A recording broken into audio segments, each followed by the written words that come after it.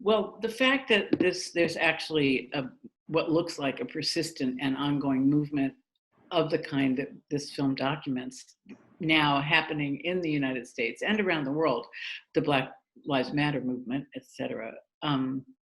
It was a real stroke of luck. I mean, we didn't expect this would relate to what was happening on the streets at the time when we, in the 7 years we were making this film. So the events that we show on the last, at the end of the film are, just amazing that we were able to capture that. And that was the week we were locking picture, those Wow. things happened.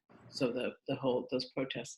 So yeah, it's just been, it's pretty obvious to me that this film is about how one movement builds on another movement, how the anti-war movement and the draft resistance movement really built on the shoulders of the civil rights movement, and that hopefully this film inspires some young people and all the people who are out on the streets now to really consider the power of nonviolence as movements evolve, that they seem to evolve in different ways. And I think that because of David's leadership and because of what he learned going south and the leadership of the civil rights movement, that we really see that nonviolence is a much more effective tool. And Mark Rudd, who didn't take that route, says it in the film really well. I think that nonviolence is the most important gift of the 20th century.